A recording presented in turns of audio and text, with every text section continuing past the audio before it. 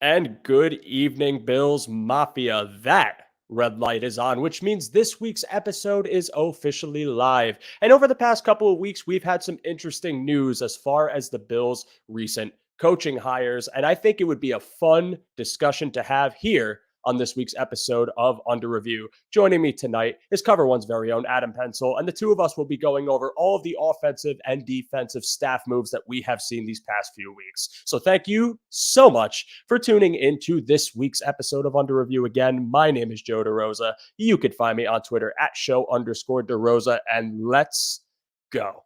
Previous play will go under review.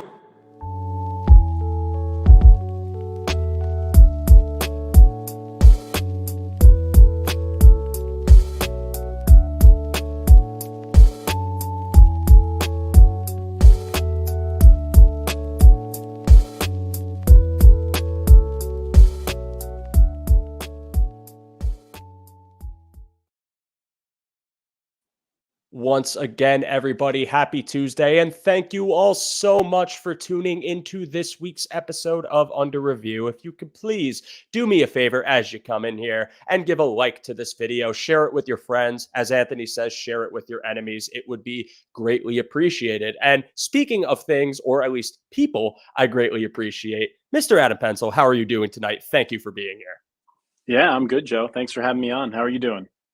We are good. We're getting over COVID. I had it, I tested on Friday. The symptoms started a couple days before, but COVID can't stop me from going live. Nothing could. And I want to give a quick shout out before we go live. So I got this awesome, I don't know if you can see it, awesome hoodie at 716 Transplant on Twitter. I told her I'd shout her out because this hoodie is awesome. You can find her Etsy, which she calls the Sweatpants Hero, which I think is awesome. So please check out all the clothes she's making. This hoodie is insane quality. I really appreciate all the effort put into it, and it is accessible, and there are a lot of great designs coming out. So just wanted to give her quick plug. But Adam, let's talk about these coaches. We have had a lot of different news as far as the OC, as far as the DC, as far as individual positional hires. And a few weeks ago, I had a brief discussion with Bruce Nolan about this, but I felt like it was a big enough point, considering all of the moves made, to get a little deeper into this discussion.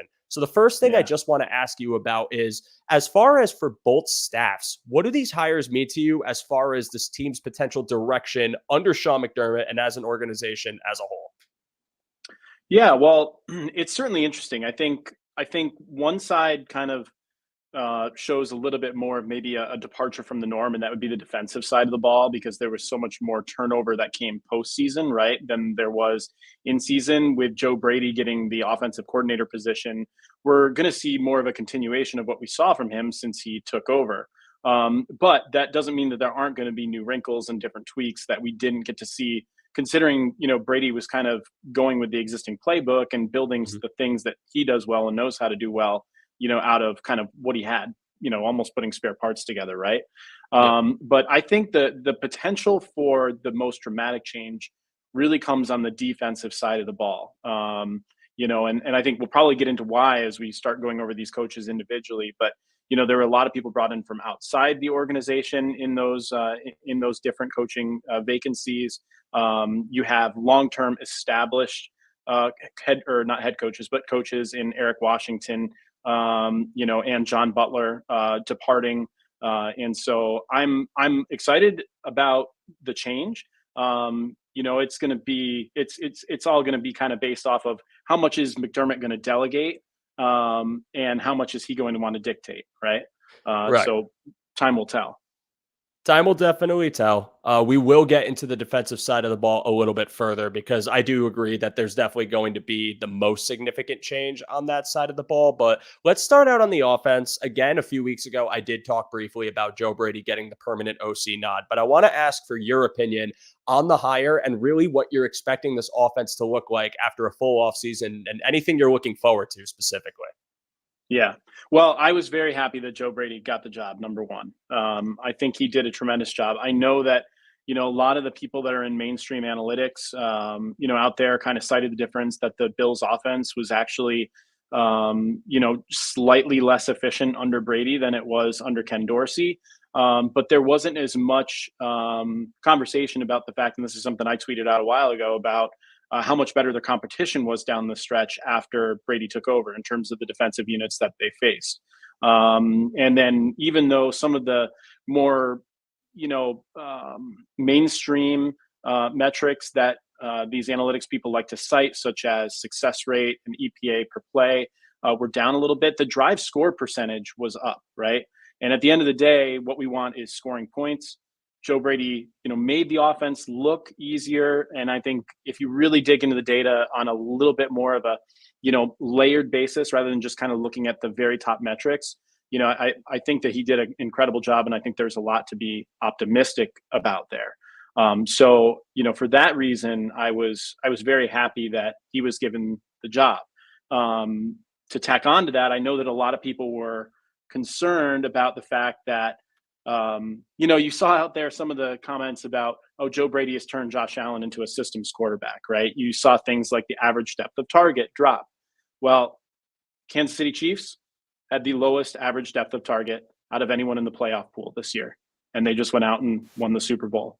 So I think right now we're kind of seeing that change in the way that you need to play football, because defenses have adjusted to the type of offense that the Bills were running, 2-3 years ago.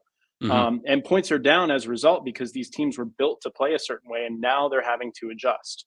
And I think Joe Brady's system, what he brings to the table, is a perfect fit for the way teams are trying to defend offenses nowadays. And I think we have the option, or I think it's highly likely that we're going to see a lot more out of them moving forward.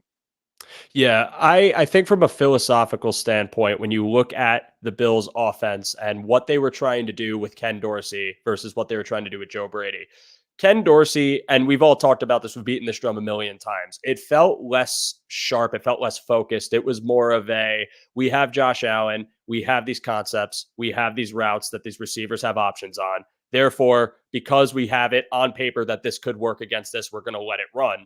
And that's kind of what happened. And while there was success, there was also a lot of struggle, because, again, the layers between channels where you have Allen to his receiver and having to figure all this out on the fly while also diagnosing defenses is difficult.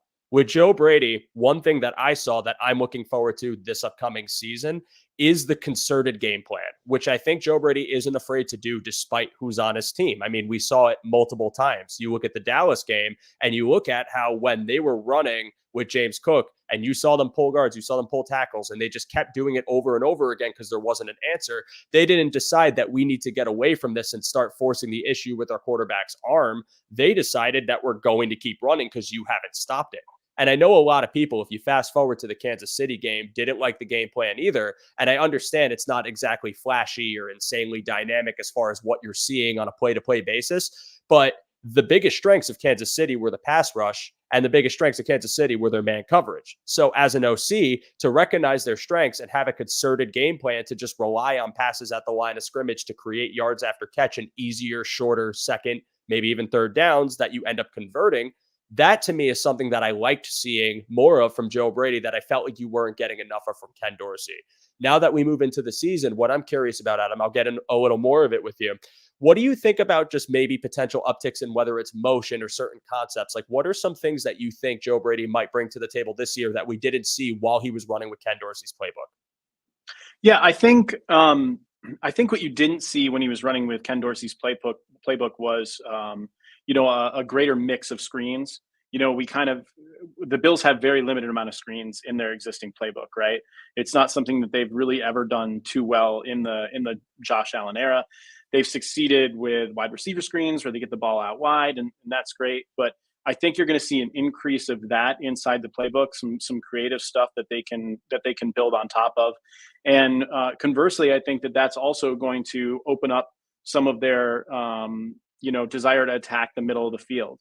One thing that was a huge difference between Ken Dorsey and Joe Brady was Allen's success throwing the ball to the middle of the field. It was something that he did incredibly well under Brian Dable. It basically went away under Ken Dorsey for a multitude of reasons, really. But I think a lot of it was related to the fact that, Ken Dorsey quite often called coverage beaters, as our film guys have covered, where Allen's doing these half field reads and he's got two options on the left side or two options on the right, and you better pick the right side that you're reading pre-snap. And so with those additional screens and different looks coming into play, I think it's going to open up the middle of the field more, make more space for Stefon Diggs, and he can sort of build his routes and playbooks out based off of those types of plays, which I think is going to be huge in getting Stefon Diggs, back involved in the game plan on a more consistent and heavier basis. And this kind of pertains to Roy's comment right here, which says, I think Brady taking over OC affected Diggs more than anyone. And it did, but I don't think it wasn't. It's weird because I think you also have to look at kind of the point I was making earlier. When you're willing to lean on the running game, when you're willing to lean on shorter distance passing and things that aren't as downfield heavy, I think that entails using Diggs more as a pawn in certain situations, but also maybe sets where you're going to have better blockers on the field. And I think that was a part of it. But also, I don't think it ever really changed as far as wanting Diggs to be involved or anything explosive trying to be generated. I think Steph Diggs was on the field and there were just multiple missed opportunities from Josh Allen or maybe even from Stefon Diggs. So it affected him, but I don't think it was as bad as people are saying. He still finished with a 1,200-yard tick. I know Shakir lapped him as far as how many yards down the stretch, but I do think that Stefon Diggs wasn't so much a ghost as people are making him out to be. And a lot of his routes and a lot of what he was being asked to do was opening things up for other receivers in this offense, which I'm, fine with. But I do agree to the criticism of him. That's something that'll get into my point about Joe Brady. I want to see more things generated for Stefon Diggs directly, because while I do like using him as an opportunity to draw coverage and create things for other receivers, he's still one of the better wide receivers in the league, even turning 31 next season. And even the guy who might not be as the same level as he once was in his prime, I still think he's an explosive, great receiver in this league.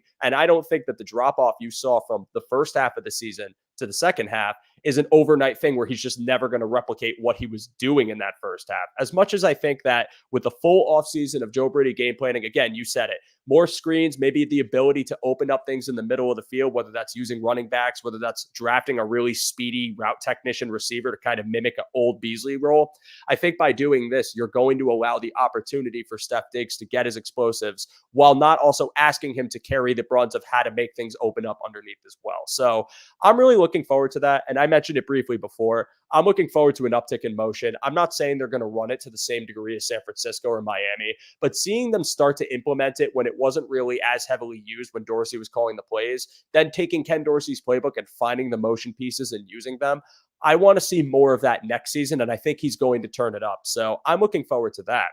I want to ask you, Adam, as we talk about this offensive staff, there was another interesting hire, Ronald Curry from New Orleans, who is now going to be the Bills' quarterbacks coach. He was quarterbacks coach in New Orleans. He was also passing game coordinator there. He spent time with Joe Brady for 2 years, I believe 2017 and 2018 under Sean Payton's staff. So talk to me about this move. What do you think it means when they go external for this candidate, and what do you think it means for Josh Allen? Well, I think the main reason to go external, number one, is to find somebody that's intimately familiar with the type of offense that Joe Brady wants to run. Number one, right? The person that needs to be in Allen's ear is the person that needs to be able to give him those little intricate details of what you need to look for when, where you need to keep your head, your eyes, when as the progressions are being read, and as the play is developing. And so there really probably wasn't anybody directly inside of the organization that was, intimately familiar with the type of playbook that Joe Brady is going to want to lean on with the Bills next year. So to me, an external hire makes a lot of sense. What I really am most excited about Curry for is the fact that he was a wide receivers coach, right? Mm-hmm. And Allen for a long time has really had true quarterback coaches, right? Guys who, have some experience with the position and whatnot, who had played it or, had a strong knowledge of it. And now we have a wide receiver coach coming in to be a quarterback's coach. And I think Allen is at that point in his career where, he's got help in the offseason, but he's developed enough that I don't think necessarily he needs a full-time dedicated cornerbacks coach, necessarily, that knows the system. Having somebody that has played wide receiver and been a wide receivers coach can sort of give him the other view, right? Mm-hmm. What is a receiver going to be looking for as his route is developing, and where's he going to have his hands, and he's kind of able to give Allen the mindset of the pass catcher, rather than the thrower, which I think is kind of an exciting and interesting sort of change up to the type of person that they've had in his ear. And maybe that means that you'll see more thoughtfulness when it comes to putting touch on throws in certain situations, for example. You know what I mean? Because he's getting he's getting the viewpoint of the receiver more so than the quarterback. And so for those two reasons, I think Curry makes a lot of sense, and I'm excited to see what he does with Josh. And that's a great point about bringing up that he was a receivers coach too, because one thing I wrote down because I wanted to bring it up. When you're talking about this draft and you're talking about the team needs, obviously, I think everyone in Bills Mafia has unanimously agreed that receiver is one of those positions. When you talk about drafting somebody, whether that's a Troy Franklin, whether that's a Ladd McConkey, whoever it may be, or even someone in the later rounds, or talking about signing a free agent that you're bringing into an offense that they haven't necessarily played in, unless it was someone from that Carolina regime with Joe Brady being their OC. I think that perspective is even more valuable because now you're not only bringing in a new coach and one proving that you want guys that Joe Brady trusts to be on his staff. So you're allowing him to make those executive decisions as OC, which I'm very happy to see. But you're also bringing in someone, like you said, that has that perspective of playing receivers, played it, has coached it, has done it all. And now when you're talking about implementing new bodies into this receiving room and building chemistry with Josh Allen, which is something that I think has been kind of a necessary talking point as far as the development of some of our receivers and tight ends in this offense over the past few years. I think that you bringing in Curry allows you to expedite this process because having someone that has played receiver, having someone that has coached receiver, and being able to get into Josh's head and tell him like what they're thinking, I think that in turn will allow him to build more trust quickly, to get on the same page with people, to translate things for him. Because let's be real, it's a high level position and you have to know everything, but there's nuance to playing receiver that I'm sure even gets lost upon Josh and other quarterbacks in this league. And when you're the commander of the offense, you got to be in tune with everybody. So I think Curry was a move that made a lot of sense looking into his background. I know people might see, the New Orleans Saints this year and think, why would we pluck from that? But I think the guy, by all accounts, is a great coach. And my final point on him, I'm excited for a guy to just get in Josh's ear and let him know and try to keep him in check. Because we've talked about Ken Dorsey and, can he reel Josh Allen in? And it felt like he couldn't really do that. And I think that this kind of falls on McDermott a little bit too, and I'm sure he's tried.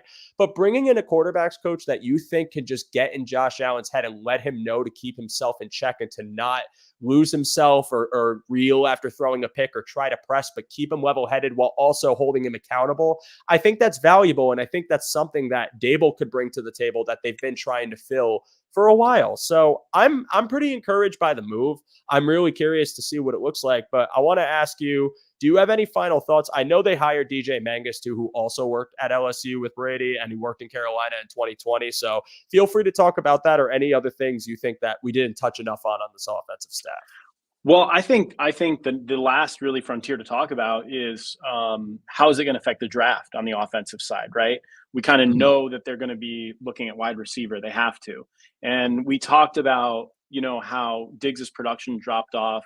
And a lot of it was, there was a lot of discussion about how he was used as a decoy and that opened things up underneath to get a lot of the short game stuff going, these wide receiver screens and, these different plays that got Khalil Shakir racking up all these yards. And, the final frontier for them, in my opinion, is a burner, a true speedster downfield threat, because Diggs opens up the middle, or Diggs takes all the attention over the middle, opens up on the underneath, but they didn't really have the type of threat that they needed downfield to stretch the defense even more, right? And so when they're looking for whatever their archetype receiver is going to be to kind of take that role opposite of Diggs, in my opinion, they're going to be looking for somebody that has jets, has great ball tracking ability, and is somebody that they can maybe develop as a route runner, because eventually you do have to think about, Stefon Diggs aging and finding somebody that can run all of the routes in the route tree and not be limited. And that's why you've seen me going nuts on this for a couple weeks now. Troy Franklin's my guy for that reason. I think he's the type of person that in a Joe Brady offense where there's pre-snap motion and some misdirection, a guy that can run a crosser and just absolutely burn somebody is going to just give that offense so much more respect when it comes to the threat of the deep ball, which is just going to work in a wonderful symbiotic relationship with all the stuff that Joe Brady likes to do at or behind the line of scrimmage. And so that's what I'm going to be looking for.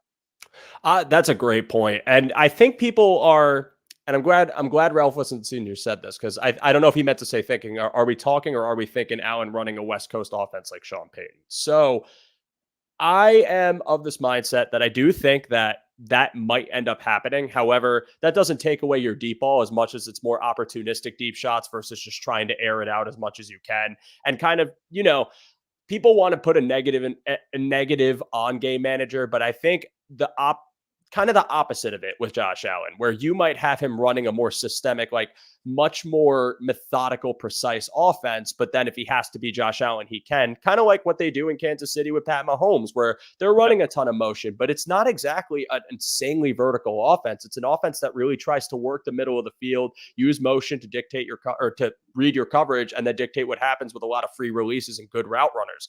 I think you're going to see something similar in Buffalo. And it's why that I talked myself into this yesterday, okay? Because I love Troy Franklin. I'd be fine with Troy Franklin. Javon Baker's a big name. I know that the guys I mentioned, I'd be fine with him. I still have to watch him. So please, don't take this next sentiment as me being against those picks. I'd be for it. But I've talked myself into Lad McConkey, dude. Like just getting a little more casual. I have talked myself into Lad McConkey for the reason that while he is not a big framed guy at all, that dude is so explosive off the line of scrimmage. And I think when you're talking about an offense that might have its explosives, might have its deep shots, but you're ultimately just trying to get guys that get themselves open for Allen, who's really good at just getting the ball to the open guy and more possession style receptions. I think a guy like McConkey is perfect for that. And I think when you're talking about motion, misdirection, things that you can do with a threat that can get open in the middle of the field, that's a guy who could do that. A guy that could do it really well, a guy who has really fluid hips, a guy who can cut really well. Like, he is everything that I think you'd want for someone that, if you are trying to fill the Cole Beasley sized hole and you feel like it hasn't been patched up yet in the receiving room, that's a guy who could do it. So I just want to bring that up because I have like the sneaky suspicion that they might have him on their radar. And if they do, I'd be probably one of the few people would be like, what the hell are they doing? I'd be pumped. Like, I'd be ecstatic for that pick. So I'm sorry, you brought up the draft. I'm going to do a draft show eventually, everybody. I just want to stress that that's coming down the road. I promise you. I just want to give it a little more time just because I feel like that's everyone's cup of tea right now. And there's so much more that has to happen before we have like accurate predictions of the draft. So that's my thoughts on that. But Adam, I appreciate your insight. I think you've made great points here about all of these coaches. I'm really excited to see what it looks like next year. So we are going to pivot over to the defensive side of the ball. But before we do that, everybody, I just want to once again ask you all, first and foremost, thank you so much for being here. Drop a like on this video if you haven't already. It helps reach the algorithms of all Bills fans alike and helps get more eyes on this video and helps our channel out immensely. Before we pivot over to our conversation about Babbage and the rest of the bunch, I want to tell you all about the One Pass. And by me, I mean Greg and Aaron. Gentlemen, what do you got for us tonight? Many people ask us the best way to support us here at Cover One, and that is to sign up to become a Cover One Pass member. That contribution helps give us the access to all the data and information we use to create the content that you love. And I think most importantly, brings you into our community of insiders. It's a great community based on Slack. I know a lot of people don't want to be on social media anymore or be in on those conversations. We bring all of it to you right in our great community of educated fans. And most importantly, you get access to our content creators. Even better than that, everybody loves merch. You get awesome t-shirts, a cool decal, and a letter from the Cover One team signed directly to you. All for $60. That gets you the entire season, next year's free agency and draft. $60. Click the link in the description. Cover One Insider. Become one today. Link is in the description below. $60 a year. Thank you very much, Greg and Aaron. And for all of you, if you have not signed up for the One Pass yet, I implore you to do so. I know there is a group of watchers of this show that have been telling me to pay for their One Pass membership. And I promise you this, if you sign up for it, you'll be a part of the Slack channel where you can crack jokes like that with a bunch of like-minded Bills fans as much as you want. It's great content, awesome access to all of the creators here, and it's the lifeblood of Cover One. So if you have not signed up, please do that today. All right, gentlemen. Adam, let's move on. And we're going to talk about the defensive side of the ball. And we're going to start this conversation with Bobby Babich. Again, I said a few weeks ago, it felt like the obvious no-brainer move for this team to make. Talk to me about what you think about this move and what it means for this defense. Yeah, well, I mean, what's not to love about Bobby Babich? Everything that he's touched in this defense seems to have turned to gold. I think a lot of people want to give him credit for developing multiple All Pros across this roster. And my personal, I mean, obviously, what you know about Bobby Babich is, his track record of the team and what you can see from him in the very limited amount of video there is out there of him discussing his, philosophies and just how he thinks the game. But every time I see something with him, his energy levels, his in-depth thought about how the game operates and how you should run things on the defensive side of the ball is really inspiring to me. I love hearing him speak. You can just, his energy jumps right off the camera, into the screen. And I think that that energy is probably put into his work. His track record shows it. Now, the interesting thing is going to be, what are those conversations like with Sean McDermott, and how much of a responsibility level is he going to have in this offense?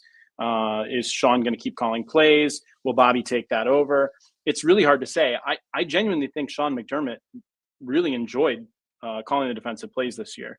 And it seems like the players on the roster really enjoyed having him call the plays and kind of take that role on. But on the flip side of things, Josh Allen has talked a lot in his interviews about how much Sean McDermott has grown as a head coach in terms of being a delegator, right? And trusting his staff and his players to do their jobs and complete their assignments. And so it's kind of like a delicate balance there. And that's why I think that might be the most interesting storyline heading into the season from a staff standpoint, is who's calling the defensive plays.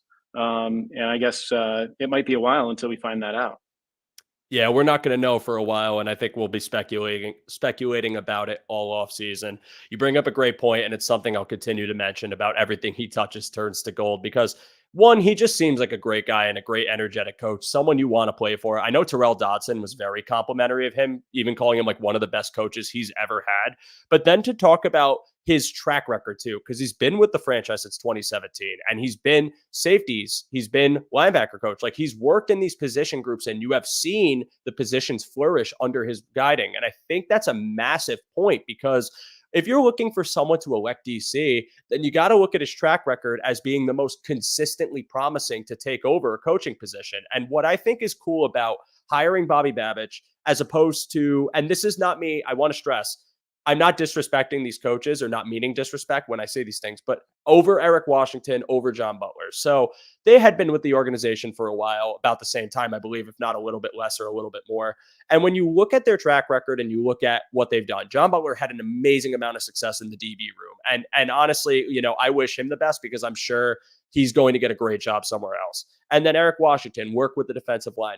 To me, I think you and I can agree that one of the things that this organization has done is they've trusted their guys, they promoted their guys, and one of the more predictable moves that might have been met with some eye rolls was promoting Eric Washington, just because he's been there a long time. Bobby Babich, however, when you see what he's done with the room, you're thinking, but this young guy deserves a shot, and I'd love to see these guys get younger. What's encouraging to me about the hiring of Bobby Babich and some of the other guys that we'll mention is that there is this pivot to try and get younger minds in the room, more. And I'm not saying these guys like Eric Washington or John Butler aren't energetic guys. I don't mean it at all. But like, guys that have been here, guys that you have just seen play and look at the game with a different perspective, guys that have worked with multiple position groups, guys that have different backgrounds, some that are from college that have a more recent understanding of how young guys are playing the game. So you pair that with the fact that there is a draft where there is going to be a ton of defensive talent coming in, and you have to mold these minds to a more modern style of NFL defense. I think Bobby Babich is the perfect hire when you keep all these things in mind. And I think it's going to really translate well when you're talking about a defensive coordinator, whether he's calling plays or not, working with these young guys, getting them acclimated, getting the most out of them, because you've seen that he has done that and done it multiple times with multiple players. So excellent points on Babich. Do you have any more thoughts on him before we move on to the next really big hire? Well, no, I love the comment you make about bringing in younger coaches in general. I think it's the opposite of what Sean McDermott did when he was hired, right?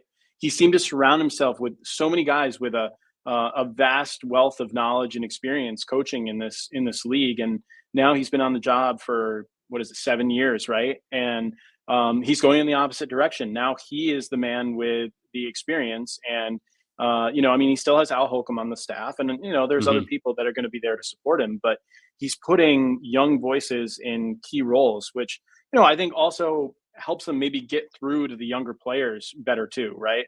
Having somebody that kind of has that relationship level of relationship of understanding kind of what it's like to be a younger man in the game. I think is going to be helpful all around. I like this comment from Dan Burns. Thank you for watching, Dan. What a joke of a comment. You want to get younger? These are coaches, not players. And then follows it up with, they'll all be unemployed next year. So I don't think younger necessarily is a negative thing. I understand experience. And I'm not saying that these guys are inexperienced guys. I just find it that when you're talking about the trend of coaches in the league, so you look at guys like Mike McDonald, who came out of Michigan, are younger guys and now operating as the head coach of the Seahawks. And you look at other coaches that are just younger guys with more innovative minds. I think that is a route that you can take. It's certainly not the only one, but one that you can take to try and instill some new life when you're talking about being a coaching regime that's been here since 2017 and trying to get the most out of your defense and galvanize guys that are coming into the league. So the point I'm really making here is, well, I don't think getting younger is a negative. I think it's a positive, and it's for the reasons of all the young talent that you're recruiting, instilling what Sean McDermott's trying to do schematically, whether he's trying to shift things as well, which I think he is, and we'll talk about that a little more with the next name we bring up, and really just translating well to guys that are fresh out of college that you might want to get translated to the NFL faster. I just don't see it as a bad thing. I think it could be a net positive, but nothing's guaranteed. You could be right, Dan. It could be a terrible decision. We'll have to wait and see. But I'm going to choose to be optimistic about this, and I'm excited to see what Bobby Babich can do, whether he's the play caller or whether he's just a same thing, developmental coach that's just helping Sean McDermott out on Sundays. So here's the other thing. The other thing, real quick, that I wanted to say about that is I totally understand the fans that don't want the coaching staff to get younger. They think there's a lot of people who feel that Sean McDermott needs more experience to help him get through some of the stuff that people feel that he still struggles to navigate, game management decisions, things like that. But let's flip this around for a moment, because what are some of the things that we see in the youth movement of head coaches, right? Well, one of the things is they tend to be a lot better at things like fourth down decision making. Andy Reid, in their game against San Francisco, cost his team 9 percentage points of win probability, right, in making incorrect calls. Okay, so the Chiefs still went on to win. And why is that? It's because they have one of the best offensive systems in the game. Now, I understand that he is not a young coach, but the offense that they run is predicated on young ideas, right? And a lot of the young coaches in the league are leaning into doing a lot of things that Andy Reid does. And I think the most important thing that you can have on either side of the ball is a system and a structure that wins play in and play out more than anything else.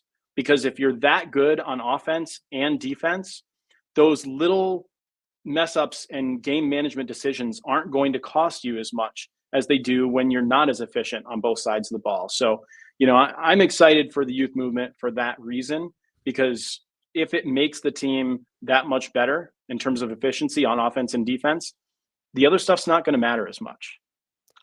The NFL is an ever-changing league. It evolves constantly, and I just don't think it's again, I'll repeat it. It's not a negative thing in my eyes to just try and bring in younger minds if they're guys that are fresh out of college staffs that were very successful with ideas you could bring to the NFL. And again, I'll point to McDonald because I think he's the best example of that. His first year as DC, he completely revolutionized the Baltimore defense. I mean, they were one of the best units in the league. I know, yes, they lost in the AFC Championship game. I don't think the defense was at fault. The second half of the game, they played great. It was really just a matter of offense not getting it done. And I think when you're looking at the trend around the league and you look at the younger coordinators like Slowick, like Ben Johnson on the offensive side of the ball, these are guys that are head coaching candidates. And the reasoning is they're bringing innovative, fresh ideas to the teams they're playing or serving, I should say.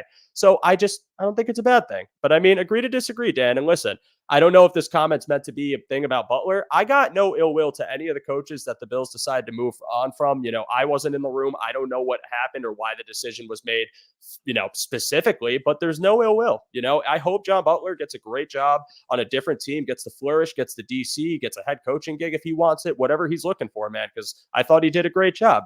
I just think that this seems to be indicative of a trend that the Bills are just trying to, again, bring these younger minds in, change philosophy on defense, and it might entail bringing the staff and turning things over. So that's my thought on that. I'm gonna leave it be.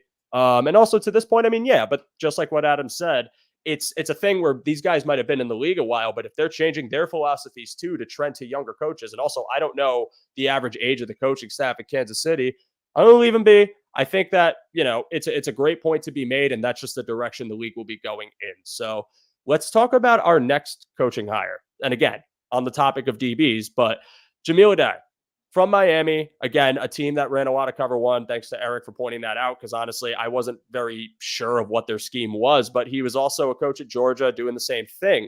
So talk to me about this coaching hire and why it's interesting, at least for the DBs that you currently have and what you're expecting to see. And also, and I'm sorry, long-winded question, is it a sign of kind of a shift of how this defense, specifically the secondary, might operate in McDermott's defense?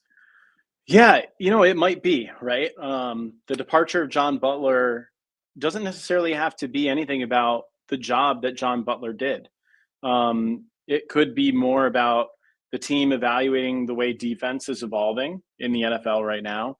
McDermott has talked quite a bit, almost every year, about the need to stay ahead of trends in the NFL in order to remain innovative and, stay on top of things. That shiny objects comment made me laugh. Yeah, that was good. But yeah. And yeah, no, it's true, right? Like on some level, we sit here and we say, yeah, we can be optimistic or maybe excited about what it could mean from a possibility standpoint. That's all it is at this point. The proof is going to be in the pudding when they put the team on the field and we see how things go. Sure. But at this point, it's what do you know about the coach? What do you know about the players? And how do you think it's going to, affect the way things look? And so with Jamil being, a coach that's coached up a lot of man coverage and cover one, it certainly does seem to signal that McDermott might be thinking it's time to shift things a little bit with the defense, be even more aggressive. We saw him have very high levels of success being aggressive at certain points this season. Other times, not so much. Other times they kind of got burned, when it was called in the wrong place, or maybe, the play itself wasn't executed that well by the players, who were selected to be put in those situations. And here you have, a young cornerback that you drafted in the first round in Kaiir Elam, who has been struggling, but was really brought on knowing that he was more of a man corner. Here's a different voice that you can put into the room and say, can this person coach this guy up to be ready to execute at the NFL level? So again, it's a time will tell thing. But I kind of viewed this as not so much that John Butler did a bad job as much as it is, it's time to shift gears. I think it's healthy to have a little bit of turnover, especially with someone that's been in the organization for such a long time, because the message can get stale after a while. Yeah, I'm sorry. This comment from Roy has me giggling. I've been optimistic for 60 years. One of these years it'll pay off. And I'm glad you said that. Again, this is all speculation. This is all just for the sake of having a conversation over these recent moves, like what we're looking forward to it. I don't want to come on this, live on the air and just bag every move they make and find the bad in it. And I'm not saying that anyone in our comment section is doing that. It's more just like, here's what could happen. It could be a good thing. And if it's not, it ain't. You know what I mean? If the season starts and our defense looks the worst it's been under Sean McDermott, I'll sit here and tell you, yeah, didn't work out. That's a shame. Let's move on.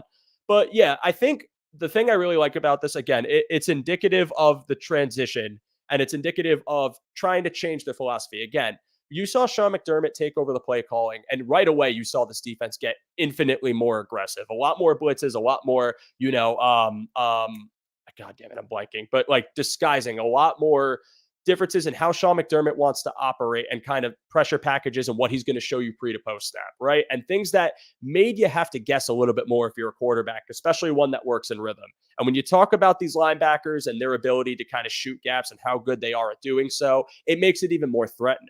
I think what's cool about bringing in a guy like Adai, who again has coached some successful secondaries, part of a national championship roster too, is that you're talking about maybe this transition to, again, more of a press style cover one, where you're talking about appealing to the skill set of Kyer Elam, who you drafted to try and bring that element to the room, and also pairing that with really good pressure that you were already getting when everyone was healthy. I think the opportunity to try and shift to a little bit more man, to be able to bring extra men, but also have really good coverage and kind of pull off a thing. I hate to keep bringing it up, but similar to Kansas City, because Kansas City is really freaking good at bringing the pressure and adding really good man coverage DBs who do all of those things well. To try and switch over to that style and to kind of cater to Sean McDermott's philosophy of pressure with sticky man coverage, that's what I think hiring a diet helps with. And I think when you talk again about Elam might get right this year when you're talking about how he could stay on the field and maybe know his assignment and be where he needs to be and play with a bit more confidence and more consistency. I think that is the best thing that could have happened for him. I'm really excited to see what happens with him.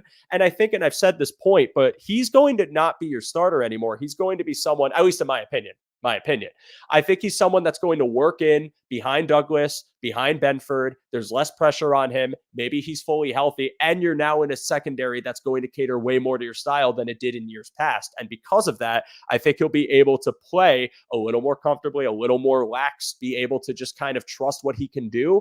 And then you're talking about getting the most out of your first round pick, which is something that people have wanted. And again, a coach from college might be part of a philosophical change. You might be bringing in members of your secondary in this draft, both cornerbacks and maybe safeties, who you might be implementing into this new style. And some of the guys in this draft have played in that style, specifically a place where he coached at in Miami with Cam Kitchens, who might be a really cool pick at 28. I don't know, maybe we'll see what the board looks like. But that's really the whole point. It's just, I think that you've seen him be a part of systems where it's a lot more physical. I think physicality has just become a huge part of how this defense wants their identity to be. They want to hit you. They want to throw you off your tempo. They want to beat your finesse, break the glass, and just punch you in the mouth as much as they can.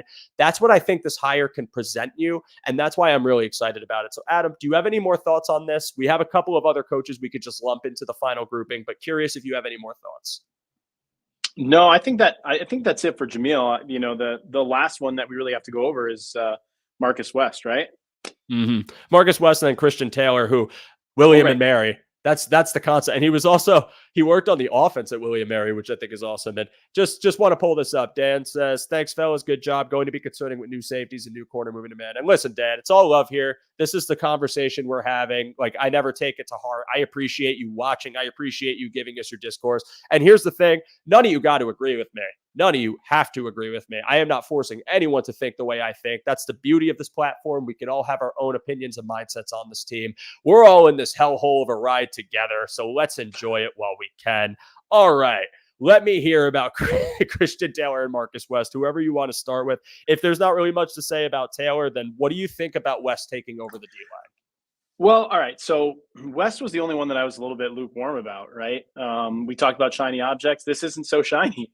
And, when we heard about the departure of Eric Washington at the end of the year, the first thought that crossed my mind is, right after the Bills lost to Kansas City and they struggled again to, break that interior of the Kansas City offensive line, I kind of said into the Cover One chat, I was like, hey, like, is it time to start looking at Eric Washington here? Because this consistently seems to be an area that they can't, sort of crack that nut, so to speak, in the big games. And I think it was kind of tossed around a little bit, but we kind of dismissed it because, he's the assistant head coach, right? He's been there for a long time. By all accounts, the players have really enjoyed him as a coach. And then sure enough, the offseason comes and he's off to Chicago. So, I'm thinking, okay, well, here's an opportunity to bring somebody in that maybe has a little bit of a different philosophy that can bring something fresh and new to the table. But, it goes to show how much I think Sean McDermott really loved the job that Eric Washington was doing because, just promoting Marcus West is, promoting the guy that was doing everything right underneath Washington for the last few years, right? And so, you know, it's tough to say, right? Whether or not they needed a change up there. The defensive line, when they've been healthy, has generally been quite good. To start the year when before Daquan Jones tore his pec, and Matt Milano's in the lineup. Ed Oliver still had a great year, even with Jones going down. I know they wanted a little bit more out of edge, and Von Miller finally started to, look like he had a pulse in that final game. But I guess obviously it's another time will tell thing. But, generally speaking, I think that the Bills defensive line has been quite good. It's just that, man, when they hit that matchup with Kansas City, they've really struggled to get what they need out of it. And, at some point they have to figure out a way. Yeah, and I mean, the Kansas City game is always going to be a what if, because when you saw Bernard go down and you were working with Dotson, who I thought played a really good game, but you don't have Matt Milano in that game, you don't have Trey White in that game, and a lot of the guys are playing at like half their percentage, if you will. I think that just, not having that kind of thing in your hand where your pressure could really get home, because I know McDermott tried it in the game and it didn't work. I think that just, force you to kind of rush for as much as you can or switch it up with like guys that you could trust, but it was very limited and it put you in coverage binds. So it was just a defeating matchup to begin with. And I was like hoping it would be okay, but it just didn't pan out the way we wanted. But yeah, I think the hire for me, it didn't really move the needle terribly, as much as I think like it's cool that they decided to give this guy his shot, because he's been, the assistant for a long time. Washington gets his DC gig in Chicago, and now you're looking at, well, do we want to go with him for continuity or do we want to go externally? But I have to wonder how much this was McDermott and also how much was this Babich, and did Babich feel like this is a guy I also want in the defensive staff, someone that I've worked with who I trust, that could really, again, another younger mind, another person that might be able to instill some life in the new guys that you're drafting or free agents that you sign, because there's going to be a lot of them. But I think that while people are going to look at this and kind of like shrug or maybe not think much of it, I think it's a little bit more significant, because we're talking about an offseason where there is an absolute shift in personnel on this defensive line, because your only D tackles are Ilianku and Ed Oliver. And then for edge, it's Von Miller, Greg Rousseau, Kingsley Jonathan, Cameron Klein. And that they're going to have to fill holes at these positions. So Marcus West is not only going to be the guy that's going to be overseeing these new bodies, but getting a lot of younger guys or guys from schemes that are either adjacent, similar, or not the same to the Bills, coming in and implementing things and trying to help them out and get things all in sync with all of this defensive staff. So while, again, we talk about position changes and position coaches, and we see it and we acknowledge it and we wonder like how much it'll impact it, I think this is a big opportunity for Marcus West to really cement his name as an upcoming young coach in this league, or someone that people could look at for DC jobs. If he does a great job with this D line, that's going to be getting a flux of young talent. And I'm really excited to see what it looks like. And, there's a lot of work to be done, man.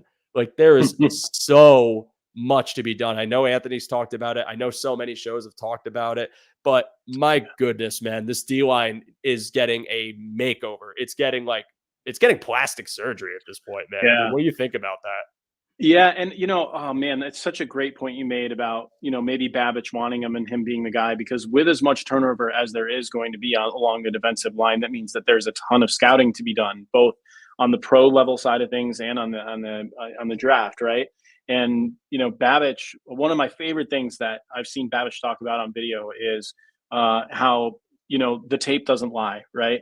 And too often organizations are looking at measurables rather than just seeing what the player does on tape. Like obviously, you can fall in love with, hand sizes, arm lengths, weights, heights, right? But at the end of the day, like, can they get the job done? And that dedication to grinding film, if that's something that he thinks that Marcus West is going to be able to help him out with, and help the scouting staff with, to really evaluate and pick the right guys to do the job that we need them to do, again on a budget.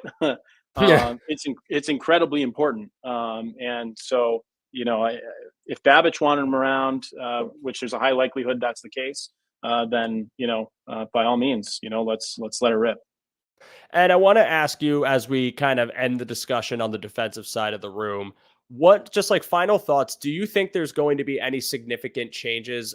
I know we talked about the secondary a bit, but like, what do you see happening with this defense this year? Do you think they actually commit to more cover one and more of like a man coverage thing? Or do you think the base nickel is still going to be the bread and butter and they just kind of pivot off a little bit more than they were doing in the past? Like, how do you feel about these moves and what they could actually mean? Yeah. Well, I think that certainly signals that they want to be able to do more. I think it signals that they want to be able to be more diverse when they need to be, right? And you look at the offensive side of the ball, and we already talked about Joe Brady's, ability to, not shy away from just calling the same run play over and over and over again. For example, when it works against Dallas, right? On the flip side, on the defensive side of the ball, don't so many coaches like to try to force their philosophy on their opposition rather than bend and mold what they have to work based on what another team's trying to do to you. And there's something to be said for being the dictator, but you need to also be able to flex and sort of react to what teams are trying to do to you. And if the Bills have the position flexibility, the coaching flexibility to shift from being an all nickel team to suddenly maybe being in base more and putting their cornerbacks on islands and bringing all kinds of pressure when it's a little bit more ambiguous as to what a play call is going to be, then I'm all for it. It's something that can only make the defense better. And they certainly need to look at it if they want to, be able to adapt. I agree. I don't think I could have said it any better. It's one of those things where, and I said it a little bit earlier, but adaptability is huge in this league. And when you're talking about the different ways that offenses can beat you, and when you're talking about quarterbacks that are just absolute freaks of nature when it comes to their athletic ability and not being predictable when you face them, I think that's the most important thing that you can get as a net positive for being a versatile defense. When you face Patrick Mahomes, and Patrick Mahomes has plenty of experience facing you now, you don't have to show him the same nickel look every time, or you don't have to have the same identity every time. When you switch what you want to do for your game plan, you can really pivot to a different style and be able to run with it and have the versatility to go to different things that might work. Whether you want to defend him too high because you don't trust the deep threat, but you still want good enough man coverage and mixed so that you're not worrying about him burning you over the middle and you have good coverage from linebackers, which I think you'll get when you have a healthy Bernard Milano and even a second year of Dorian Williams. I think you could see that. And I also think there might be a little more base. I'm not saying a lot, but a little bit more. I think they have the linebackers to pull it off. I don't think Dotson, I don't know what he wants to do. And I think Dotson had a tremendous year. I think Dotson's going to get a nice, well-deserved contract from somebody. I just don't know if it's going to be the Bills. We'll have to wait and see. But I think Dorian Williams was drafted to be that additional guy. And I think that with him in his second year of development, especially now that you're keeping Babbage to help with that development process, you might see some more conventional 4-3 looks where you have Milano and you have Bernard and you have Williams, and you're trying to really dictate that our middle of the field coverage is so good that you don't want to throw here, and might play into the hands of trying to test their boundary a little bit more and seeing that these man corners hold up, which I think with the right coaching, they could. So I'm kind of expecting a little bit more of that this year. And I'm also really, really excited to see where they go at safety, whether that's in the draft or free agency, because I think that is going to tell us a ton about what you're going to see from this defensive back room next year, really what they're trying to do on the secondary level. So it's my thoughts on that. Adam, any final defensive thoughts before we pivot to our closing conversation? I think that about covers it. On the safety side of things, I know this has been tossed around and I don't know how serious this is, but man, do I love the idea of Kyle Duggar. Yeah. Something like they are like, this is the last year of Poyer's contract if they do keep him, we all know how good Jordan Poyer's been for the Bills. And I won't say anything like just beyond, if they decide to move on from him, you are going to have to find someone that can fill in that style. And I think the person in the free agency right now that's capable of doing that is Duggar. Like, he is that kind of box safety. He is a dog. I just don't know if he's going to be in the Bills' price range. So they would have to do some cap maneuvering to make that happen. But you wouldn't have to twist my arm if Brandon Beane could figure out a way to get that man in this room, because it would be awesome. It would be a lot of Yeah. fun. And again, there's some awesome safety prospects in this class. I have to watch them. I've only seen very little, but from the ones I've seen, like even in the middle rounds, I think you could find some hitters there. I know there's this one kid, Jaden Hicks from Washington State, who I really like. I've seen the most of him, and I think that dude plays with a motor, and he's a lot of fun and puts his whole heart into every tackle. So could be somebody. But I want to ask you this, and I want to pull up this comment because I see we got our friend John Calvin here, who is a very huge fan of Stefon Diggs by these comments. Why did the Bills trade away their first rounder in the deepest wide receiver class in history? Followed it up with Diggs is not worth the first plus $30 million. If the Bills took Justin Jefferson, we win the Super Bowl with the extra money, no question marks. And then, sorry, wouldn't they have won a Super Bowl? So I want to bring these up because I think Diggs has been a talking point. And I think while we still have like a few minutes left in this show, it's just something to bring up and kind of go over. But I guess like we touched upon it a little bit, but I don't like giving too much power to this conversation, but I think because of how big it's been, it's worth talking about. So we will. What are your thoughts on this whole matter? Do you think we have any reason to continue this story on? And also just thoughts on Diggs next year. Should the Bills keep him? Should it stay fine? Like in this offense, I'm just curious how you're feeling about Diggs as a whole. Well, I think Stefon Diggs is a hard player to evaluate, based off of the fact that there was, turnover at the offensive coordinator. He was operating on a limited playbook. Like, you have to be concerned about the fall off that can happen with Diggs. I mean, he will be, he'll start the season at age 30, but he will turn 31 during the season this year. And, you have to be ready to think about having a player that can start to eat up more of those snaps. If not because there's going to be a fall off, maybe there won't be, but one of the ways that you can avoid that fall off is getting that guy some rest. I also feel like the amount that they relied on him and leaned on him as he starts to age, even this year, is just too much. As far as his contract and his value, I think you need to take your medicine this year. I think he still can be a very effective player, especially now that Joe Brady is going to get to run the full offense that he wants to run. And, if you're paying Stefon Diggs what you're paying him this year with the type of cap hit that he has, all right, maybe that stings a little bit relative to the level of player you think that he is. But, if you draft a first round wide receiver and he comes in and puts up, 800 to 1,000 yards, does it matter how much Diggs is being paid? You know what I mean? Because go ahead and split that contract value 50-50. At the end of the day, getting Diggs was the right move at the right time for the Bills when they did it. You didn't know how good Josh Allen was going to be.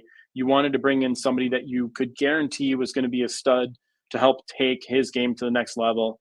And the way that Diggs played ball and the way that Allen played ball was so complimentary. Would it have been nice to draft Justin Jefferson? Sure. Who doesn't love him as a player? But it's so hindsight, and things have worked out pretty well for the Bills all in all. Unfortunately, they've run into a buzzsaw in Kansas City 3 times in the playoffs already. 2 of those times, Kansas City had prolific, some of the best offenses ever in NFL history, that the Bills had to go against. And that's a tough draw. And, you had an overtime game and you had a 3-point loss in 2 of them. So it's, what are you going to do? I don't rehash the past too much. I think moving forward and looking forward, Diggs will be on this team next year, being paid at the level that he's currently being paid. And that's going to help them open things up down the road. If they take a little bit of their medicine right now, they can be in a much better shape, 2-3 years down the line. Yeah, I'm very curious to see what happens with his contract this offseason. I don't think he's getting traded. I don't think it's possible at all. But I just see how that whole situation plays out, whether there's any animosity or not, or whether it's more of they can figure out some sort of moving with the contract where they can make things open up a little bit easier for the team maybe next season. But I think he's going to be a Bill next season and play until that, whenever that time may be where they decide they might want to either amicably move on or if there's something where he wants out. I don't know. But I don't think it's happening now. And I think, with these comments, it's quite interesting that we are talking. Diggs was a great trade. I mean, it's just like, it's one of those things where it was a win-win. And yes, Justin Jefferson is, in my opinion, if not the best top 3 receiver in the league, but we can't deny Stefon Diggs was a top 5 receiver for like multiple seasons. And Josh Allen played his best ball because of Stefon Diggs helping him develop. I'm not saying like it's only that, but it's a big part of why Josh Allen was able to flourish because he had a trusted target and an alpha target. I just think, I just don't think the regression or the dark cloud that's been on everyone's head about Stefon Diggs is as big or as serious as it's been made out to be. Like, I understand that seeing the drop off statistically in his production is alarming to people, and I completely get why that would instill some nerves. I just don't think it was anything to do with Diggs' ability. I think Diggs is still a great receiver. I think Diggs is still going to get open. I think Diggs still is one of the best route running receivers in the league, and his game can be preserved for years. And I just think that our fan base has gotten really stir crazy over Steph Diggs' production in the back half. And again, I think that has far more to do with factors on the offense, whether it's coaching, whether it's whatever they were trying to run that day versus it being a Diggs drop off. So I'm not worried too much about a drop off really at all, at least this upcoming season, but I have no regrets about it. And I think with all the narrative going around about the guy, like, you got to remember, Steph Diggs has been asked the same question like 100 times. Like, he has been asked the same question over and over and over again.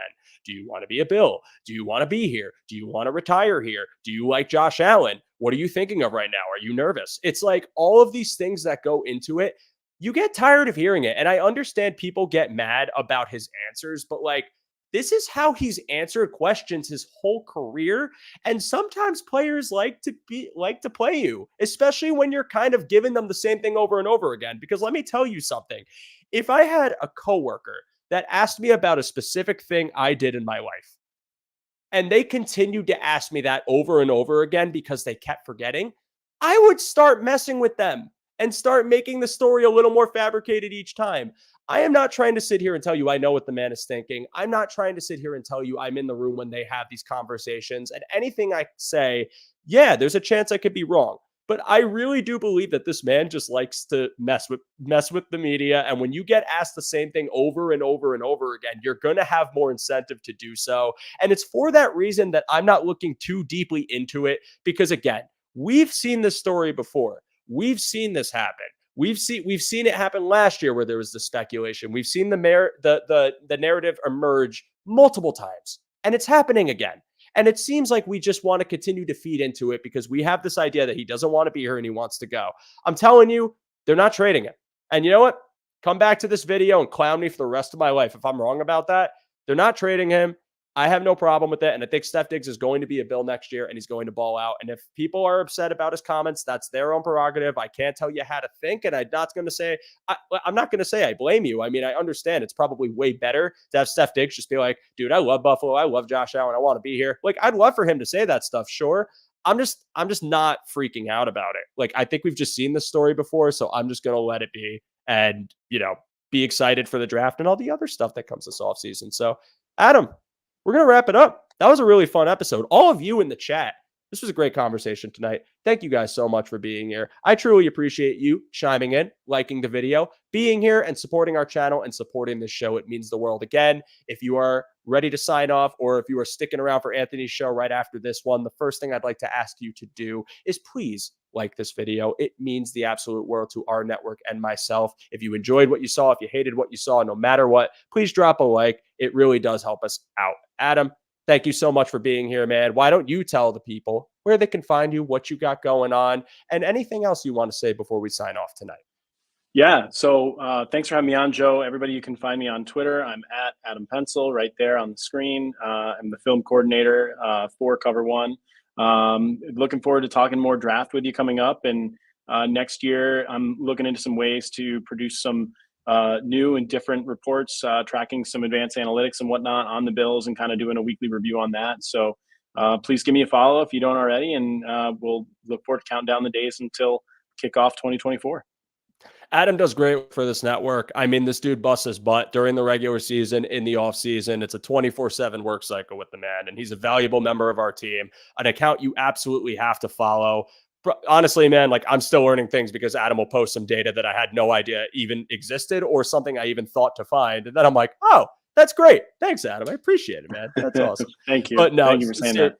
No, absolutely. It's well-deserved. You work hard and you're always welcome back to the show. And just to answer Roy's question right here, are you doing a Hope We Sign in free agency show? Yes, there will be a free free agency show coming. I know everyone's excited about the draft and free agency. I know those are the hot topics.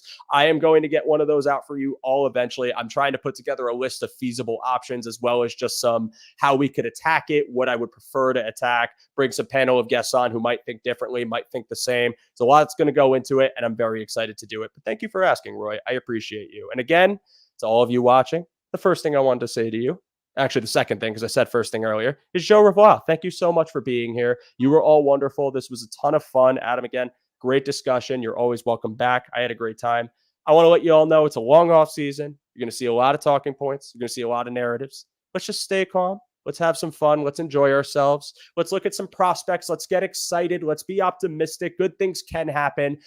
The world is not ending. The sky is not falling, and the Bills aren't going anywhere. So let's have fun this offseason, and let's enjoy our team because we are in an era of Bills football that we have asked for so long. And I am hoping, like all of you, that they can finally get over the hump and win that ring.